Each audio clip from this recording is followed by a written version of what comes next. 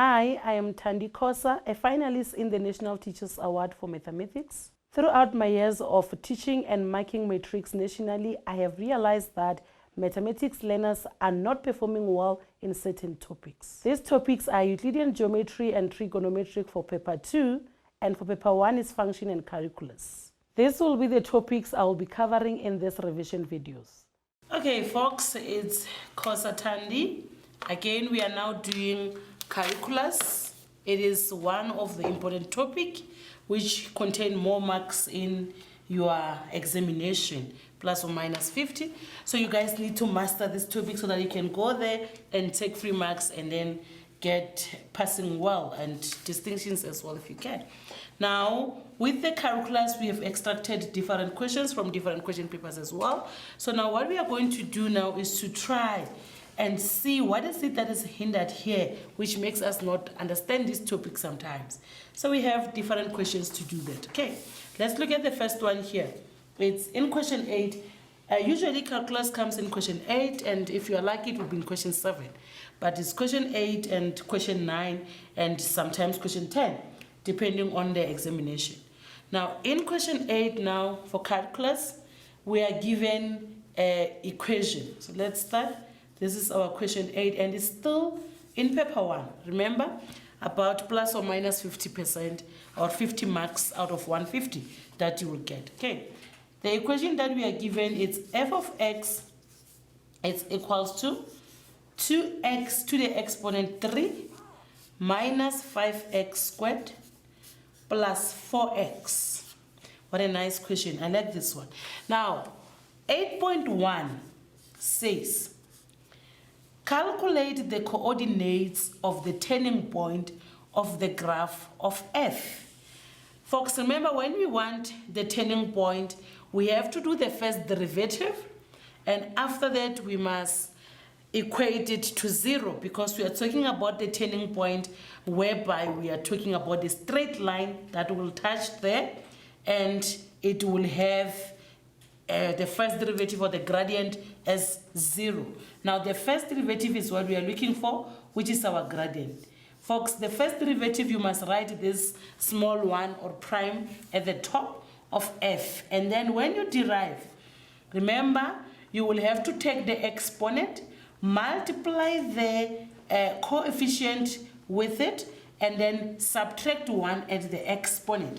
So it's going to be 2 multiplied by 3, which will give us a 6, and we'll have x, and in the exponent we have 3 minus 1, which will be 2. Continuously, we put the minus there. We'll have 2 multiplied by 5, which will be 10, and then x, on the exponent we say 2 minus 1, which is 1. For 4x, we are going to say, remember, each and every thing has the power of 1. A number, a variable, has the power of 1. So it means that this x has the power of 1. In other words, we're going to say 4 multiplied by 1, for which it will give us a positive 4. And then we will say minus 1 at the powers, for which then it will give us 0. X to the power 0 is equals to a 1. So in conclusion, when you are calculating the coordinate, you will have to let your f first derivative to be equals to 0. As I said at the beginning, this is your gradient. If that is 0, then it means you have 6x squared minus 10x plus 4 equals 0. And then to see if it's factorizable, you can actually try to divide everything by 2. Then you remain with 3x squared. To simplify it, 3x squared minus 5x plus 2 equals to 0. And then we factorize. We'll have 3x minus 1 and x minus 2. Remember, at the end of the day, when you remove the bracket, multiply back, you must get this statement as it is. So it is like that, such that we'll be able to get the negative 5. This is just algebra. Therefore, x will be equals to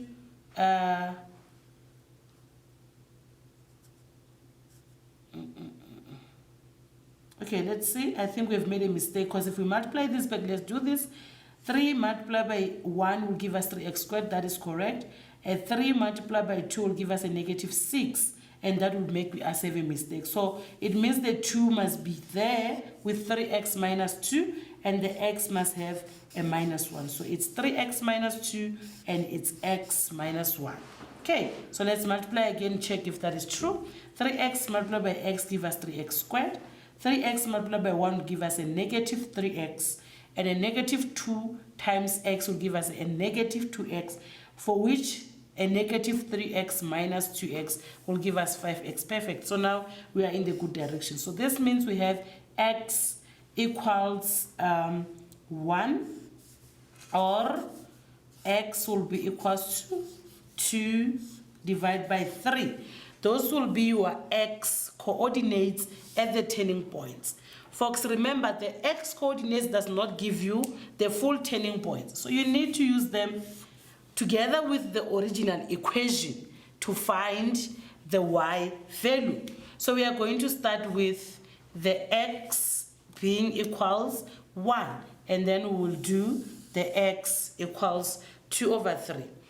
Okay, for x equals 1, f of 1, it's equals to 2 multiplied by 1 to the power 3 minus 5 times 1 squared plus 4 times 1. You must be careful and make sure that you go back to the original equation to substitute in order for you to find the y value. And that is 2 minus 5 plus 4, which gives us 1. It is 2 minus 4 plus 5, which will give us a positive 1. So it means one of the coordinates, therefore, will be 1 and 1. Now, for x is equals to 2 over 3, it means we are going to substitute that same original equation, which is this one. Wherever we see x, we are going to put 3 over 2. So it is f of 3 over 2. It's going to be equals to 2 multiplied by 3 over 2 cubed minus 5 into 2 divided by 3. 2 divided by 3 squared plus, let's write it here, plus 4 into 2 divided by 3. So this is where we are using x is equals to 2 divided by 3. And to get it right and not get confused, you can go to your calculator, punch it as it is. So you have 2 multiplied by 2 divided by 3 all squared, all cubed. Okay, let's do the calculator and then get to the answer. It's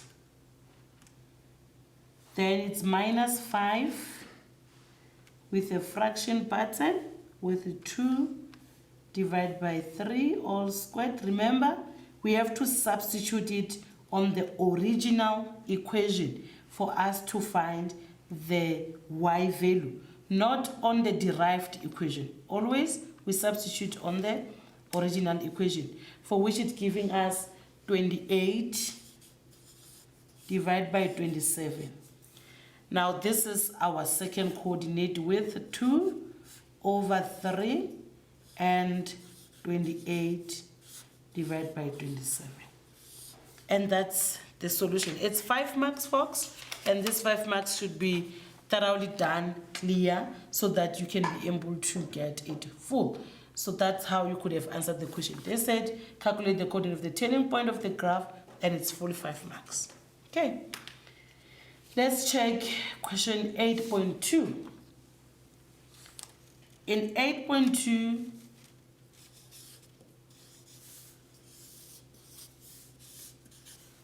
they said prove that the equation 2x cubed minus 5x squared plus 4x equals 0 has only one real root. People, in this one you have to do factorization direct. But if you look at this one, each and every term contains x. So it means we can be able to take out the common factor of x and then remain with a quadratic. So let's take out the common factor as x. We're left with 2x squared minus 5x plus 4. If we look at the equation inside the bracket, putting it on the equation, quadratic equation, x is equals to minus b plus minus the square root of b squared minus 4ac divided by 2a. We can see that the discriminant is going to give us a negative answer. So because of that, it means we cannot say that that's an answer. So let's check. This is what I'm saying. If you do the discriminant, you will see what is going to come. Remember, the discriminant is equals to b squared minus 4ac. And this is the inside part of that equation. Okay, your b there is minus 5, so it's minus 5 squared. Minus 4 times a is 2 and c is 4. When you simplify it, you will get a negative answer. So it's negative 7. Now, if you have negative square root in this curriculum and your syllabus says you don't have a negative answer, so it means that everything that is inside this has no solution. The only real solution you have, therefore, is x is equals to 0. After you have done that, you will see that there is no real solution of the other part. There's only one. You can see only one is the solution, and the bracket does not have any real solution. So yes, you have proven that there's only one real solution. Okay, so you can conclude, therefore, the equation of f of x has only one solution. Okay, and that's it. Okay, matrix, we are continuing with the question 8. So let's check what the next question says. Probably when they ask you to find the turning point and also to find the x-intercept, if there's possible of them, you will have to draw the graph next, because they just had unpack it so that you can have a direction. Now, 8.3 requests you to sketch the graph of f, and they want you to show those intercept and the turning point. Now, remember, on 8.1 and 8.2, you have found the turning points. So this is one of the turning point, and this is the second one. And also in 8.2, you have proven that there's only one x-intercept, and the others are not real values. So because of that, it means now we can go straight to the drawing the graph. Now, when we draw the graph, we have to try and make our Cartesian plane. At least that's where we start. So let's do the Cartesian plane, and then we shall take it from there. This is our Cartesian plane, and we'll have to label it our x-axis and our y-axis. Now, there's nothing much we need. The only thing that we need now is the x-intercept, which is there. And then also we need the turning point. So let's suppose that this is my 1 here. It means that the 1 will be at my other turning point part. So I'm going to just put this dot so that I can be able to go up. And for x, it is 2 over 2 divided by 3. Remember, 2 divided by 3 is actually less than 1. So it is somewhere there below 1. So this is my other turning point. So I'm just going to put another line there. They are likely all on the first quadrant. And then we have 28 divided by 27. That is just a little bit above 1.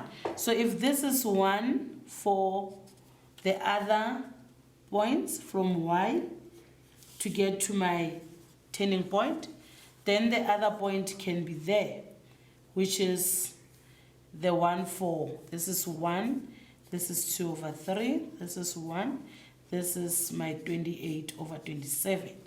And then from there, remember I had 0 here for the x-intercept.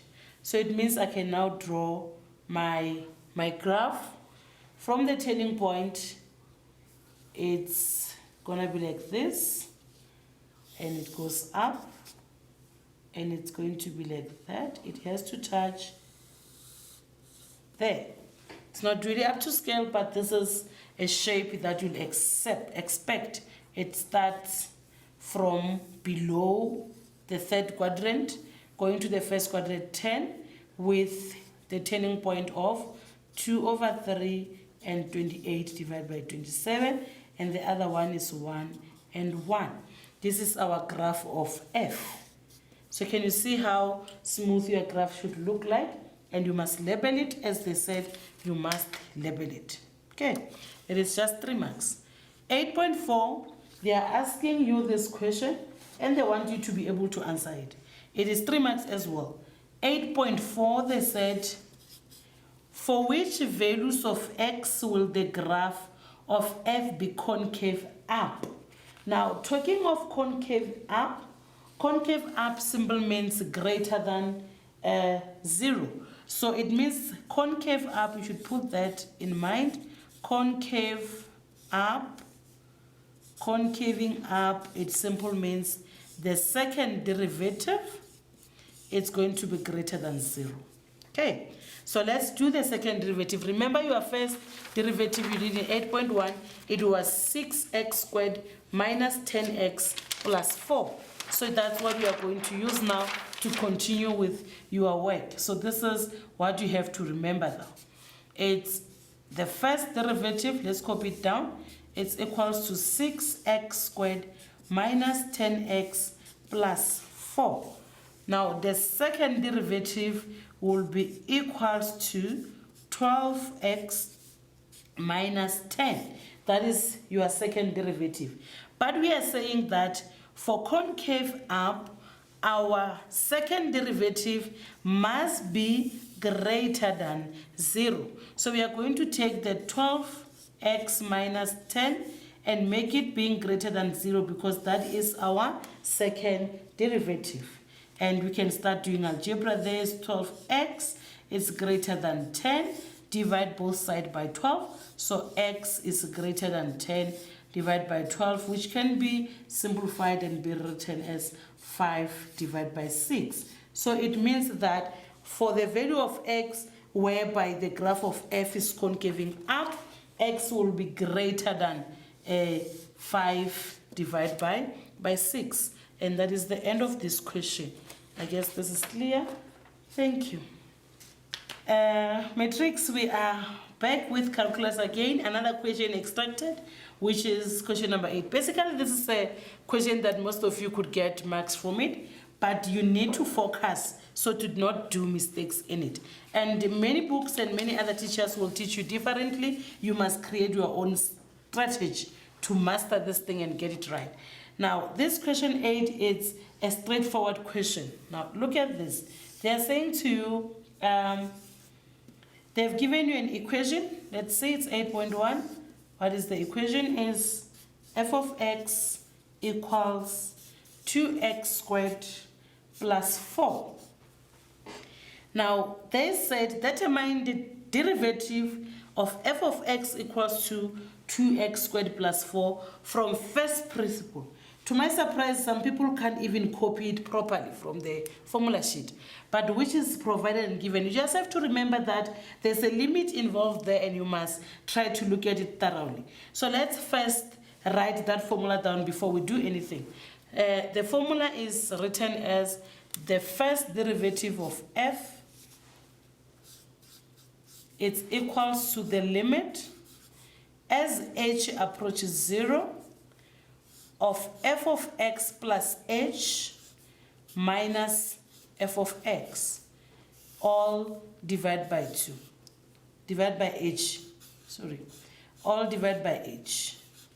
That is your formula from a formula sheet. You just have to go back or in front wherever you find it, and then you recopy it and put it there so that you can be able to follow. Now, what makes most of us get it incorrectly then is to try and take the information, put it directly in the given equation. Now, what you can try to do is, already you have f of x, which has to replace this one. Now try to write your f of x plus h on the separate format and see if when you substitute, it's going to affect you. So what does this mean? X plus h means wherever you see x on the given equation, you are going to put x plus h. And our equation is f of x equals to 2x squared plus 4. So let's put x plus h whenever we see x. It's going to be 2 multiplied by x plus h squared. So it means you have 2 brackets that you must open and then plus 4.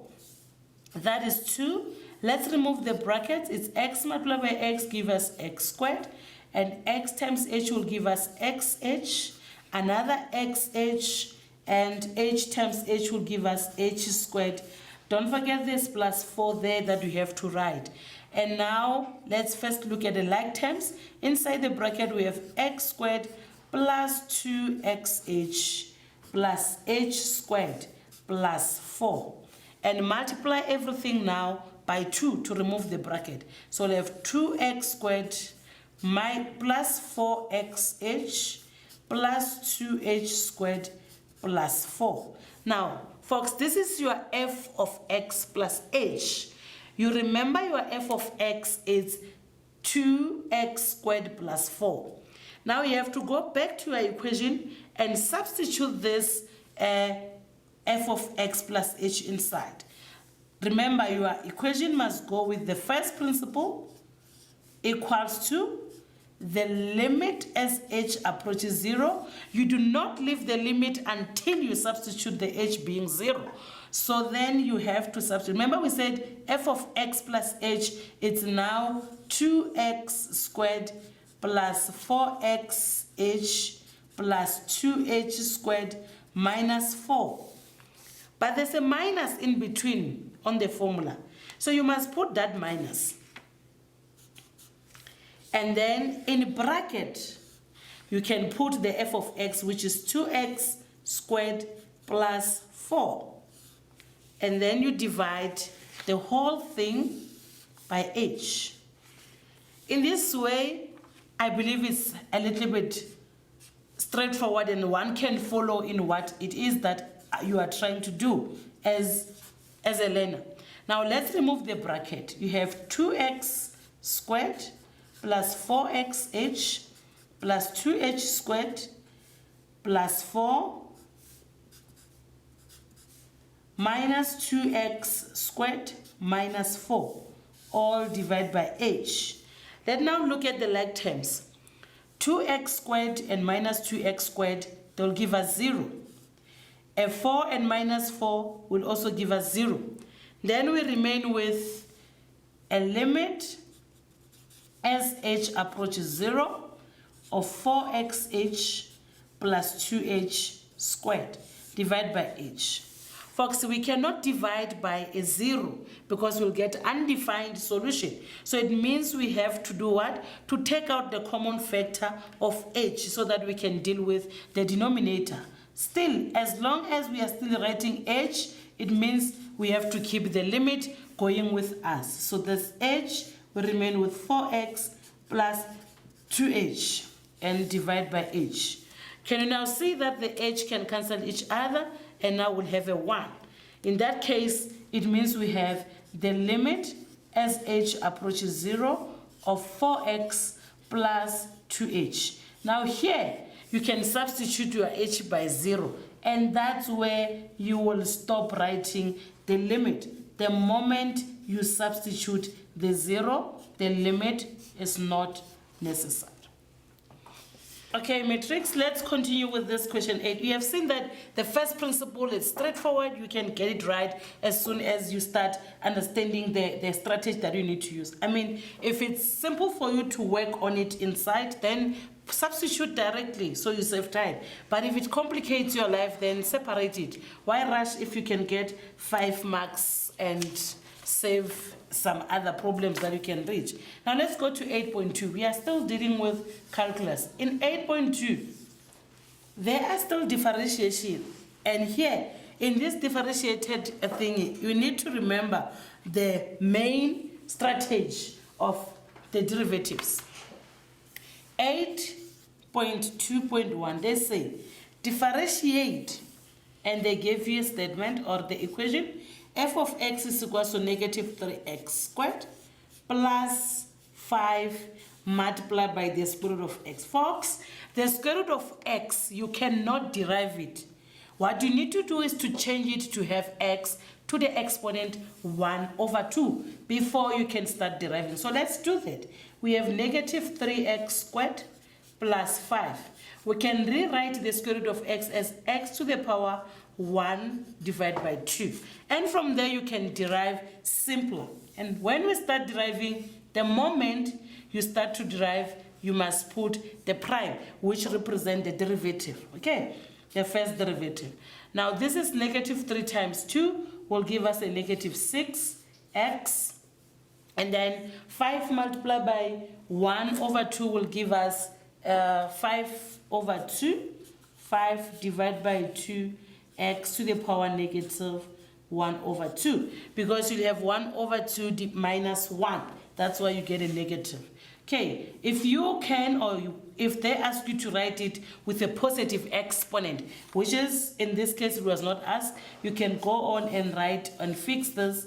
In other words, you're going to put your x at the denominator, and you have 2x to the power 1 over 2, or you can rewrite it as 5 divided by 2 to the square root of x, and you will get your 3 marks. What is nice about this is that each and everything that you are doing have mark. In other words, when you change the square root to x to the power 1 divided by 2, you get a mark, and when you derive an individual term, you get each mark. Okay, so you need not to be lazy and stop doing when you feel like you don't understand. Try something and something might come up. Okay, in this one we are given p of x, it's equal to 1 divided by x cubed plus 4x all squared. That is the statement given to us. Folks, you do not know how to derive without having a statement with an individual term. In other words, you cannot use any other method in your syllabus. Now, what you need to do here is to remove the bracket. So let's move it to this direction a little bit so we can have a space. When we remove the bracket, we say 1 divided by x cubed plus 4x, and then we open 2 brackets because of the square. That is the only reason we are opening 2 brackets. Then multiply out to remove the bracket. We are going to have a 1 divided by x to the exponent 6. And we are going to have, if we multiply out, we are going to have 8 divided by, let's see, so we are saying 1 divided by x cubed, multiplied by 1 divided by x cubed, it gives us 1 divided by x to the 6. And when you say 1x to the 3 multiplied by, so that's what, let's write it here, is 1 to x to the 3 times 4x. This thing will happen twice, so you can do it again. It means that you will have plus, let's write it down here, 1 over x cubed multiplied by 4x. And the last one is where we have a 4x multiplied by a 4x, we will get a 16x squared. So we need to try and work that out. This is going to be equal to 1 divided by x to the 6, and this one will be a 4 divided by x squared, because the x to the power 3 and the x will cancel, one of the x's in the denominator, so we have only 1, and a 4x squared plus the 16x squared. Now after that, we need to look at it, or we need to take the denominators up to the numerators because of the x. You see, we cannot factorize, or we cannot derive them when the x's are on the denominator. So this is our key. We must take them up. How do we take them? We are using the exponential way. So we have to have x to the negative 6 plus x to the negative 2 plus x to the negative 2 minus 16x squared. Now we can derive. Remember, this was p of x, so this is p with a prime. When we start deriving, we put a prime. So this is going to be a negative 6x to the power negative 7. And we have a minus 2x to the power minus 3. And a minus 2x to the power minus 3. And we have minus 32x. I guess that's what you should have written. Okay, if we look at it in a proper way again, we will have a negative 6. If they say you must write it in an positive exponent, a negative 6x to the power 7. And these two are like terms, so it means that you have a negative 4 in a way. So that is going to be a negative 4 divided by x to the exponent 3. And we have a negative 32x. Folks, that's how you could have done it. And this one have 4 marks because they knew that you will have to remove the bracket first and then simplify, work it out until you get to the solution. And I guess this is how this question was supposed to be done. Okay, let's check. Okay, there's 4 here and there's 4 there because this 4 must go down. And also here, so this will be now 8 and that will be 8, for which this makes it as 16. So it is a negative 6 divided by x to the 7 in a positive way, and minus 16 divided by x cubed and minus 32x. And that is the solution, which is 4 marks. It needs a little bit of a practice for you to get it properly. If you don't practice it, it's going to be at least difficult for you to get it right. Okay, and that is the end of that question. Okay, matrix, we are continuing with the calculus, for which now we're going to go and look again on the graphs. So now the graph has been drawn for you, and it means you have to try and find solutions from it. And this is question 8 again, but it was extracted from question 8.3 of one of the previous question papers, because I wanted you to realize another way of working with the graphs. Now, the information given to us is that the sketch below shows the graph of h of x equals x cubed minus 7x squared plus 14x minus 8. The x coordinate of point A, so that is point A, is 1. So already you know that your A coordinates, it's going to be 1 and 0. Is another x-intercept of h. So that is one of the x-intercepts. If you look at the graph, there is 3 of the x-intercept there. They just given you only 1. And they say to you, determine the first derivative of h. It means that you have to recopy the equation given to you, so that if you make mistakes, one can see where the mistake had occurred. So it's h of x equals x cubed minus 7x squared plus 14x minus 8. Remember, when we start deriving, we must put a prime to say that we are now deriving. And when we derive, we multiply the coefficient and the exponent. So it's 1 times 3. Then will give you 3x squared. And we have minus 14x plus 14. That is 1 mark because you just had to derive, for which was direct and straight. Okay. In 8.3.2, what they wanted you to do there is to determine the x coordinate of the turning point at B. Folks, remember, to find the turning point, you have to put your first derivative as 0. So you're going to take the first derivative and let it to be 0 because that is your gradient. At a turning point, the gradient is always equal to 0. So let's solve for x then. 3x squared minus 14x plus 14, it's equals to 0. Now we need to look at it and see how are we going to factorize it. Remember, at the end of the day, we have to get the 14 as the last number, and the other one in the between. So if we say, let's see, 14 can be done by two ways, either by 7 and 2 and also by it can done by 7 and 2 and also by 14 and 1. I think that's the two things that can do 14. So if we factorize this part, if we can, it will be between 7 and 2. If you say 3 multiplied by 7 gives you 41, 21, and minus 2, it gives you anything more, 19. So rather you can use the quadratic formula if you can't see what to do and how to do it. Or because this is now where you are supposed to look for the x point at the turning point.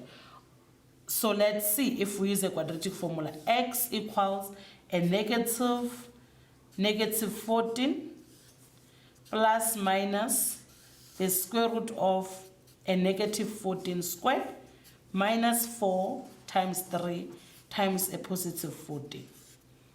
Okay, all divide by 2, multiply by 3. So that is how you can find your point. So let's quickly do this in the calculator and see if we can get to the solution. So this is negative minus 14. We can use either one, plus the square root of a negative 14 squared minus 4 times 3 times 14, and divide this by 2 times 3. Let's see what we are getting. It's for the positive one, x will be equals to 7 plus the square root of 7 over 3, and which is approximately 3,22. So that is the decimal fraction one. And you can use the negative. Let's use the negative and see what we are getting. If we say minus, we're gonna get, or x equals 7 minus the square root of 7 over 3. So it's plus or minus the same solution, which is about 1.45. That is your turning point. Now, remember the question wanted you to find the x coordinate at your turning point at what? B. Now, this is where B is. B is the smallest number, and the other turning point is between B and C, which is this one. So it means to get this one, you must figure out which one is small between the 7 plus and the 7 minus.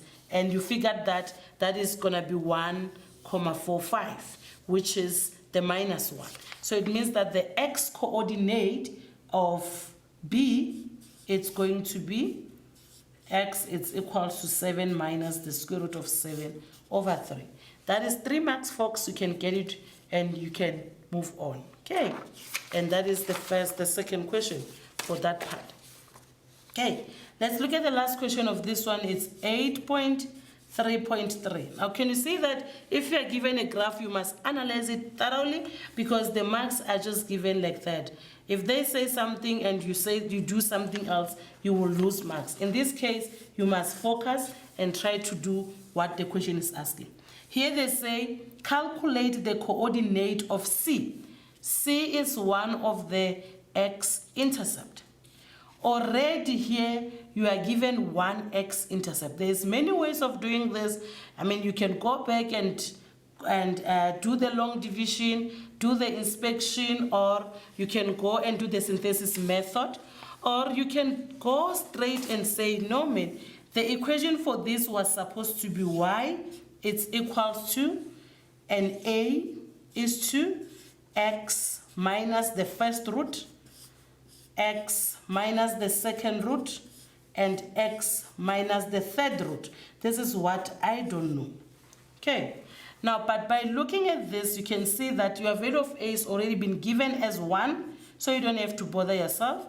And at point A, you already have x as 1. So it means you can say you have x minus 1. Now, what you don't know, it is the x that you are going to find where? The one that you are going to find at a second root and the third root, which is C.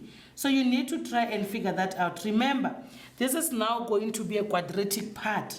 And if this is what is missing, then it means you have to use a quadratic way of writing it. Let's do that. This is 1 is to x minus 1. For quadratic, remember I would have ax squared plus bx plus c. That is my quadratic concept. So let's write it. This is ax squared plus bx plus c. That's what I'm looking for. But if you look at the equation here, you are given a negative 8 being c. So it means that being d for the h of x. It means that for you to get the d, you must multiply the c with the negative 1 to get a negative 8. Okay, so you look at this and that you will get the negative 8. So let's write this one is x minus 1 stays like that. And here you will have a number such that when you multiply it with negative 1, it will give you negative 8. And that number will be a positive 8. Okay, a is 1 as it's given here. So whatever you have here, you must multiply these two such that you'll get a 1. So this is just going to be x squared. Now what is missing here, it is the value of b. If you look at it, what is missing is going to be the value of b. Folks, look at this. This value of b corresponds with something that you can look at. If you look at it properly, when you multiply this out, you will end up with a number that can assist you. Let's see. If I say x multiplied by x squared, I will get x cubed from h of x. If I say x multiplied by bx, I was supposed to have bx squared. Okay, and if I say a negative 1 multiplied by bx, I will have just bx. But if I say negative 1 times x squared, I'll have a negative x squared. Can you see that? Now you go back to your h of x, that will relate with a negative 7x squared. So it means that bx squared plus x squared is actually must be equals to 7x squared. That's how we go to the solution. Then you're going to take out the common factor of x squared. You remain with b minus a 1, which will be equals to what? 7x squared. In natural fact, that means that b minus 1 is equals to 7. Therefore, b will be equals to an 8. Now you know that here you will have an 8. Okay, so from there, you need to factorize to get to the other part. You need to factorize your 8 there. And to factorize this part, you can simply say, to factorize the one that is in the bracket, you can simply say x plus 4, is it x plus 4 times x plus 4? Okay, let's double check what is there that need to be done. So if ax squared plus bx plus c, these ones will give us negative 8. And when we multiply x with b, we'll have bx squared. A minus 1 and x will have a negative x squared, supposed to give us a negative 7x squared. So that negative is very important, which we have left out. You have to write that so that you'll give us a negative what? A negative 6. Now the negative 6 is the one that must be here. In other words, your value of b is a negative 6. If a value of b is negative 6, to factorize it, it means we have two numbers that when we multiply, we will get an 8, but when we add, we will get a 6. That's what it means. So it means that from here, we can have now x minus 1, and then we'll have x minus 4, and x minus 2 will be now be equals to 0. These are our interceptions using this method, though there's other method that you can use to get to the solution. In other words, now x is equals to 1, or x is equals to 4, or x is equals to 2. Looking at our graph, this makes sense because all of these one are on the positive side of x. Now the question was saying we must calculate the coordinate of c. That means that the coordinates of c, therefore, will be determined by the last number, which is now what? A 4. Okay, let's write it there properly. So coordinate of c, The coordinate of C will be a 4 and 0. That is what is the coordinate of CP. Okay, folks, this is how you should focusedly do this, and try by all means to use whatever method suits you best, whichever method can work, and get it right. Even if it means you have to go back and factorize everything, including the number one, the first one that you were given, which is 1. Okay, and that is the end of question 8, and that graph is analyzed like that. Thank you. Okay, matrix, we are still continuing with calculus. Now, this is one of the questions that they usually give, and it has more marks on it. They will draw a graph and also give you an equation, but this equation is incomplete. You can see there's no B, there's no C, and no D. So it means you have to try and find out what that is. They said that the sketch below represents the curve of f of x is equal to x cubed plus bx squared plus cx plus d. The solutions of the equation, solutions, they are talking about the x-intercept. F of x is 4, where f of x is equal to 0 and minus 2, 1, and 4. In other words, there you have minus 2, there you have 1, and there you have 4, while when y is equal to 0. They say calculate the values of B, C, and D. Now, to calculate the values of these three, you will need to, so this is now question 9. As I said, you can have it up until question 9, depending on the examiner. Now you have 9, it's 9.1. Folks, look at it. They have given you that f of x has the formula which we use, x minus r1, if you remember on the previous question, x minus r2, and also x minus r3. This is the formula that we can use to find or to figure out the solution. A, in this case, it's given to be 1, so you don't have to worry about it. So it means we can say this is now going to be equals to x. Now, you were given that you had a solution of minus 2, so it's going to be plus 2. And the other one, it's 1, so it's x minus 1. The other one is 4, so it's x minus 4. And you need to remove these brackets so that you can find your solutions or your values. So let's start with the two brackets. Starting with bracket x plus 2 and x minus 1. So we're going to deal with this 2 first before we go to the other one, because it's better to do it like that. X multiplied by x is x squared. X multiplied by minus 1 is minus x. It's plus 2x and minus 2. Then we keep the other one as it is. So we are still multiplying this place. We keep the other one as it is. Then you will have, put in the like terms, x squared plus x minus 2. And we have x minus 4. Now let's remove the bracket. X multiplied by x squared minus multiplied by x will give us x cubed minus 4x squared plus x squared minus 4x minus 2x plus 8. Now this is what we are having. Let's put it looking at the like terms.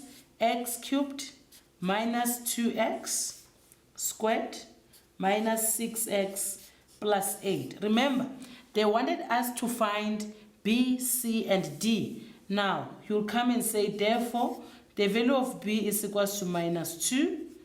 The value of C is equals to minus 6. And the value of D is equals to an 8. This is 4 marks. So we could have got that 4 marks as simple as that. Okay. 9.2, they went on and say, calculate the x-coordinate of B, the maximum turning point. Folks, remember when we're dealing with the turning point, we have to find the first derivative equated to 0 and then find the solution, because we are looking at the turning point B. Then we are looking for its x-coordinate. So this is going to be equal to 3x squared minus 4x minus 6. When we equate it to 0, we'll have 3x squared minus 4x minus 6 equals 0. And we have to try and factorize.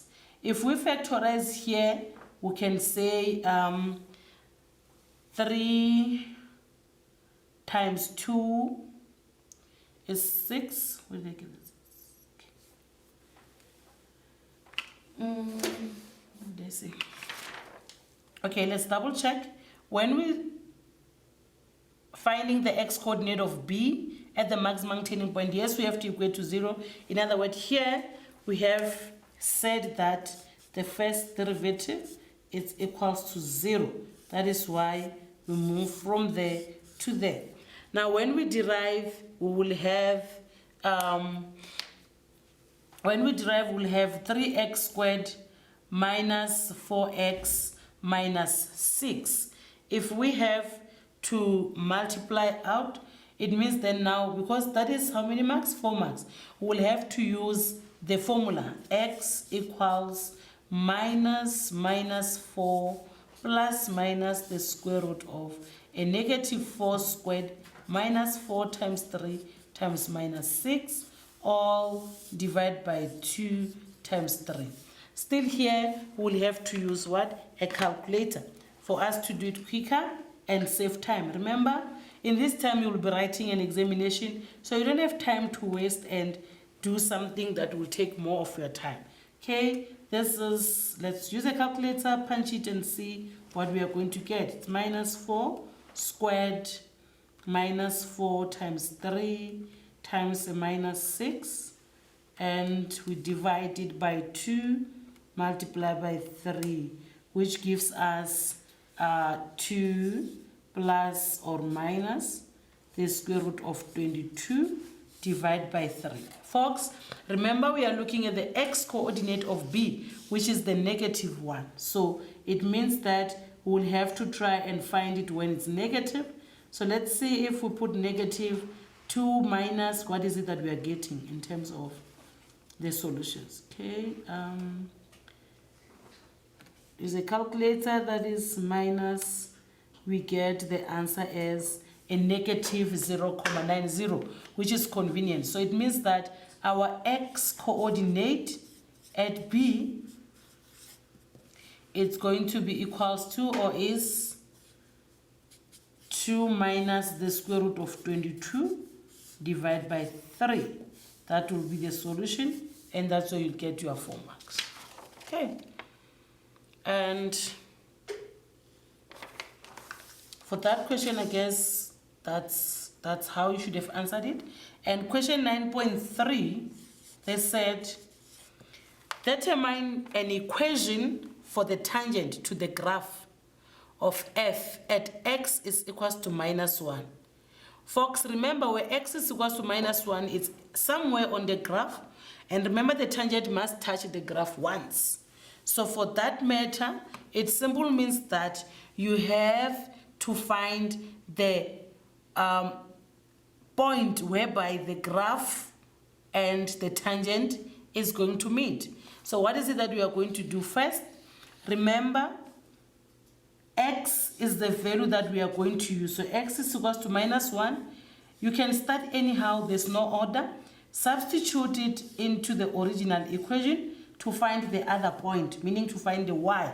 So f of minus 1 is equals to, remember that our original equation is the one that we have found in 9.1. So it's x cubed minus 2x squared minus 6x plus 8. So let's substitute minus 1 into it and then see what we are going to get. And that will be the coordinates at that point where x is minus 1. Let's see, this is minus 1 plus 2 plus 6 plus 8. In a calculator form, it will give us a 15. So let's double check. Minus 1 plus 2 plus 6 plus 8, it should give us a 15 years. So in other words, it says where x is minus 1, y is going to be 15. That is a point. That is 1 point. Now, we need to find the gradient. And to find the gradient, we must do what? We must derive. And after deriving, we need to substitute minus 1 into it. Remember, we had the first derivative in 9.2. So we can use that to continue answering the question. So what we are going to do there, remember the first derivative, it is always the gradient. So we're substituting minus 1 into the first derivative. Minus 4, and we can use a calculator to get to the gradient.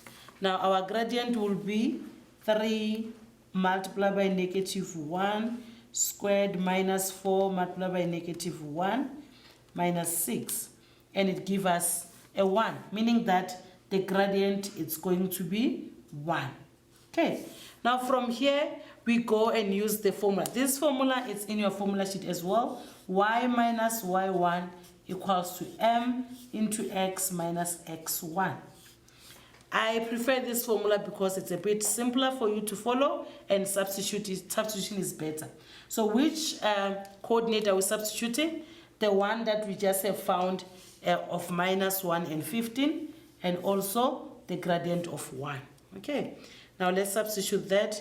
We will have y minus 15, it's equals to a 1 multiplied by x minus 1, which will give us a plus 1. So that is y, it's equals to x plus 1 plus 15, which became y equals x plus 16, and that will be the equation of the tangent at this stage, and that is the end of 9.3. Okay, grade 12, we're continuing with question 9. Remember, when you're writing this question papers, they'll give you a booklet for which you have to answer it on, or sometimes they give you somewhere where you have to draw, as much as they give you the formula sheet. Now here, this question was saying in the answer book, meaning that you have this question paper was provided the answer book, they sketch the graph of the second derivative of x, clearly indicate the x and y intercept on your sketch. Now, doing that, it means you have to do what? You have to derive, and after deriving, you must show your second derivative, and then from there, you must be able to now draw the equation. Remember the equation that we had, we have found it in question 9.1. That equation was x cubed minus 2x squared minus 6x plus 8. So let's write it down so that we can be able to remember the equation that we are using for derivative. It is f of x, it's equals to x cubed. It's equals to x cubed minus 2x squared minus 6x plus 8. That is your equation. Now, in this particular equation, you had found the first derivative. Now, finding the first derivative, it was 3x squared minus 4x minus 6. Now, your second derivative for that will be 6x minus 4. That is the equation we are talking about. Now you can see that this is a straight line. Now to draw that straight line, you need still to find your x and your y-intercept. Your x-intercept will be 6x minus 4 be 0, because we will let this one to be 0, f double prime of x. So 6x is equals to 4, where x is equals to 4 over 6, for which it gives you 2 over 3. That is your x-intercept. And your y-intercept is just going to be y is equals to minus 4, because x is 0. Okay, and then from there, you can draw your graph. Let's try to draw it, although you will be drawing it on the answer book that is given to you, and that answer book practically have the other graph has been drawn for you already. Remember to label your x and y, and then you go for your x and y intercept. So suppose this was 1 and the 2 over 3 will be there. The negative 4 can be somewhere down there. Okay, this is 2, this is a negative 4. Then put a ruler nicely and smooth so that you can be able to draw that graph. And the gradient there, which is 6, is positive. So then your graph, it is in the positive direction. Okay. They wanted you to draw that graph and clearly indicate the x-intercept on the sketch. So that is your graph of the second derivative of x. And I guess that is clear. And the marks was 3 marks. A very simple marks to get. Okay, the last question here, it is 9.5. In 9.5, they say, for which values of x is f of x concave upward? We just had answered this kind of a question sometimes. We said, for concaving up, the second derivative must be greater than 0. Now, our second derivative, we just found it here, is 6x minus 4. So it means we're just going to say 6x minus 4 must be greater than 0. So it means that x must be greater than 2 over 3. It's actually the repetition of this, whatever happened in 9.4, it's what you're going to do in 9.5. The difference is now you are using the word greater than, or the symbol greater than instead of equals to. And that is the end of question 9. Okay, matrix, we are doing one question that we have labeled it question 9. And this question is just on simplification. So let's see how we can simplify. Remember, simplification need you to deal with the reduction formulas, and sometimes it needs you to deal with the special angles. So when they say simplify, you know reduction formulas and also special angles. You are grade 11 work, it's used more in the simplification than in proving. So this is question 9, as we named it. This is question 9. In question 9, first question says simplify as far as possible. Remember I said my definition of simplification is that do whatever you can until you cannot do anything. So that's what we are doing when we simplify. And they're saying simplify as far as possible until there's nothing that you can do. The equation for 9.1, or the expression, is written, or it's given to us as sine squared of theta. Now we are dealing with theta, all divided by sine of 180 degrees minus theta. I am multiplied by cos of 90 degrees plus theta, and plus tan of 45 degrees. So this is actually your statement or your expression that is given. It is 5 marks, so you must do whatever it is that you can to make sure that you get those marks, because each and every step that you take, it has a mark. So let's see what is going to happen there. When we simplify, we're going to look at what is complicated first. So let's start with our denominator, deal with it and see what we can do in the numerator if there's a need. Here we have 180 minus theta, and 180 minus theta is on the second quadrant for which sine is positive. So we're going to have sine of theta. And we have cos of 90 plus. Remember I said 90? It means that cos and sine, they have to deal with their marriage issues. So it's like cos will become sine and sine will become cos. So that is covered. We have cos, so it's going to be sine. However, we have to look at where do we find the angle. In this case, it's 90 plus. And 90 plus is on the second quadrant. Our ratio cos is negative on the second quadrant. Therefore, our sine is going to be negative. Put a bracket so that you're in the safe sides. Okay. We add this to tan of 45. In your special angle for 45, tan 45, it is equals to 1. So that is just plus 1. Remember that it's always the case. There's nothing that you can say different from that. Remember the special angles are what we have used there to do sine 45. Okay. Now let's simplify this as sine squared of theta divided by negative sine squared of theta plus 1. Now look at this. This is sine squared theta plus 1. Folks, you cannot cancel the sine squared because this is 2 terms at the denominator, it's not 1. If you want to cancel or to do something, make sure that your 2 terms had became 1. So if I rearrange this denominator, I will have sine squared of theta divided by 1 minus sine squared of theta.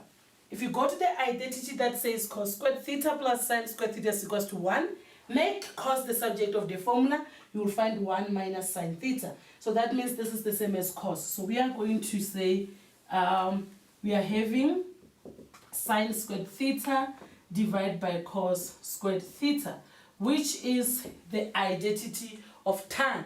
So you're going to write this as tan squared of theta. In that case, you have simplified and we give you your 5 marks. Okay, The last question on this, it is 9.2. This one, they're giving you double restriction. Simplify, we do something until we can't do anything, and they say without using a calculator. Make sure the calculator is not used, but then something needs to be done.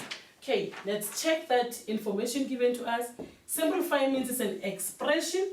So this is sine of 104 degrees multiplied by 2 cos squared of an angle 15 minus 1 and divide by tan of 38 degrees multiplied by sine squared of 412 degrees.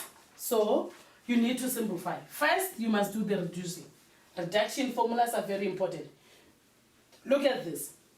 What numbers can you put? Remember when we reduce, we use 360 and 180. So can we say 180 minus something and end up with 104? Everything that you do, you must make sure that it takes you to what it is there. So if I say 180 and then I subtract 76 on it, I'll get 104. So this is sine of 180 minus 76 is the same as 104.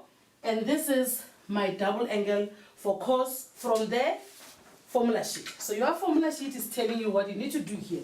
2 cos squared 15 minus 1 is a double angle. So we're going to rewrite this as multiplication of cos 2 times 15 degrees.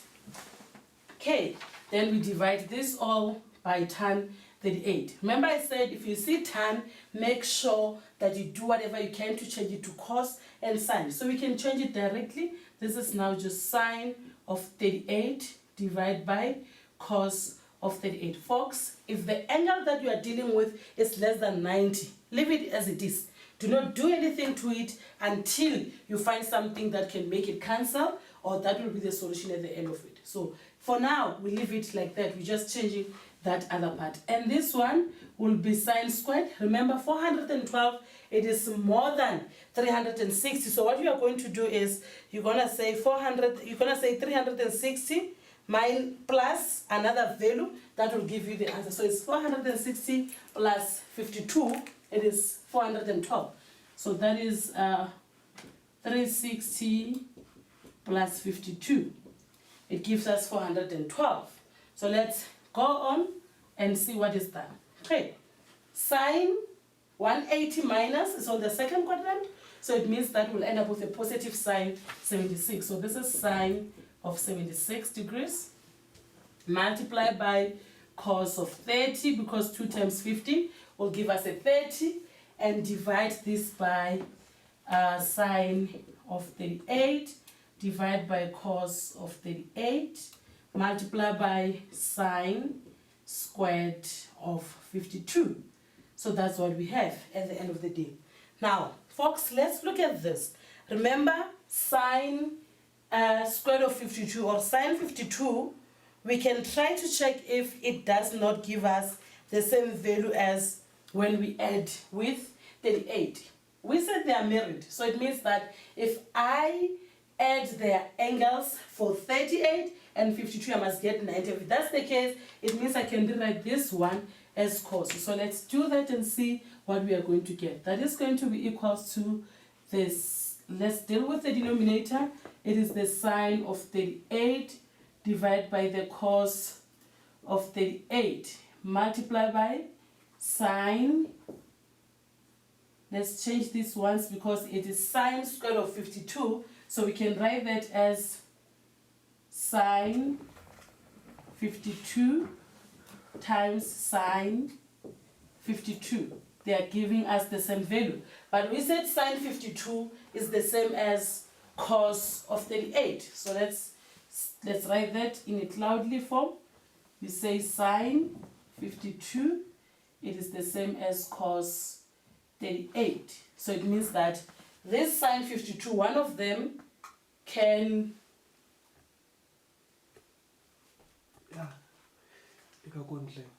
Okay, so this say that one of them can give us, let's write it somewhere so that we can be able to, it can be able to be visible, and somewhere there Remember, this is the cloud.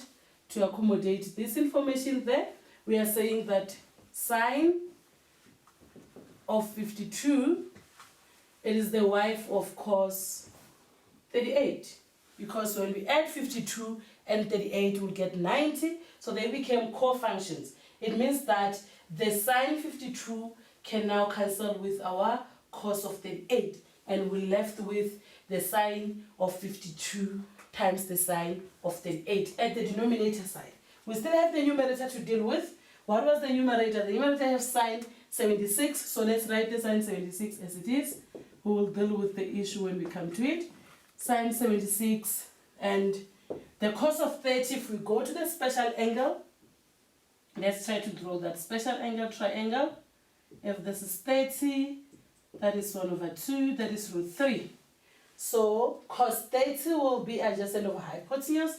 So it is the same as the square root of 3 divided by 2. So that's what we are having in that point. Okay, let's continue. Then it means we'll have the square root of 3 divided by 2 multiplied by sine of 76 degrees, all divided by sine of 38 multiplied by cos of 38. Remember we said cos 38 is the same as sine 52. So that is why we are writing it in that manner. Okay. Now this, if you remember back then we said we can rewrite this in a different manner. Let's do it inside the cloud so that you can remember. Remember that in the formula sheet we are having something like double angle for sine. It is 2 sine 2, let's use theta, it's equals to 2 sine theta cos theta. Now if I have sine theta cos theta, it means I have divided this one, they're both side by a 2. So it means I'm left with a sine theta cos theta equals half of sine 2 theta. The same applies with this one. It means I'm having half sine of 38. So I'm going to write it like that. Is the square root of 3 divided by 2 sine of 76 divided by 1 over 2 sine 2 times 38. Okay, folks. Now what is 2 times 38? 2 times 38 is 76. So it means I can change this now to have the square root of 3 divided by 2 and having the sine 76 all divided by a half sine of 76. Okay, now you see that the 76 is now cancelling. The sine 76 are not giving us 1. So we're left with this 2. If I flip and times, I'll end up with the square root of 3. Okay, so if I say the square root of 3 divided by 2 multiplied by 2 over 1, that is the meaning of flip and times. It will give me the square root of 3 because the 2 will cancel, and that will be your solution. Folks, this question has 7 marks. This is the question that you can go in and collect all the marks necessary. Make sure that you do it possibly. Oh no, it's having 8 marks to be exact. So you can see that this question can give you more marks as you deserve. What is important is your cofunctions information and your double angle information. If you do this, practice and practice and practice, you'll get it right. Okay, thank you.